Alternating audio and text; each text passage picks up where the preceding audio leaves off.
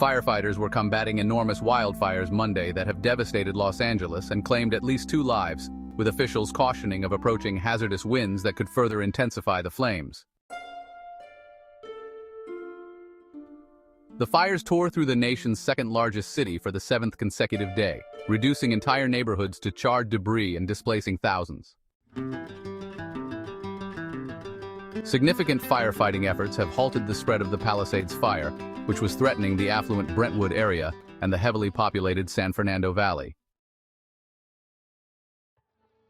However, circumstances are expected to deteriorate drastically, with extreme fire behavior and life-threatening conditions anticipated in the coming days. Winds reaching up to 70 miles or 110 kilometers per hour will lead to a particularly dangerous situation being declared from early Tuesday, stated National Weather Service meteorologist Rose Schoenfeld. Those gusts could ignite flames and send embers from existing burn areas into new locations, firefighters warned. Los Angeles County Fire Department Chief Anthony Marone stated his department had received support including numerous new water trucks and firefighters from distant places and was prepared to confront the renewed danger.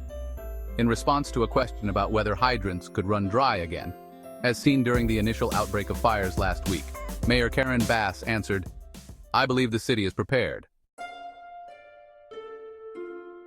Evacuees expressed frustration when informed they would not be allowed to return home until at least Thursday when winds calm down. Some have waited for hours hoping to return to residences they fled to retrieve medications or changes of clothing. Search for bodies.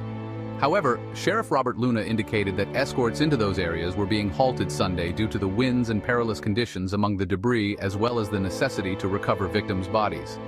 Teams employing cadaver dogs were conducting grid searches with the grim anticipation that the confirmed death toll would increase. Several additional arrests of looters were made, including one burglar who had disguised himself as a firefighter to rob homes. Nighttime curfews in evacuated regions have been extended, and more National Guard resources have been requested. Henry Levinson was attempting to reach his residence in the Pacific Palisades neighborhood. "I wanted to retrieve my dad's ashes, which we had to leave behind, as well as my grandma's ashes, which we also had to leave behind," Levinson, an editor, told AFP on Sunday. Fire tornado. The Palisades fire has consumed 23,700 acres, or 9,500 hectares, and was merely 13% contained. Video footage depicted fire tornadoes, red-hot spirals that form when a blaze is so fierce it engenders its own weather system. Conversely, containment of the 1,000-acre Eaton fire in Altadena has improved, with figures showing 27% of its perimeter secured.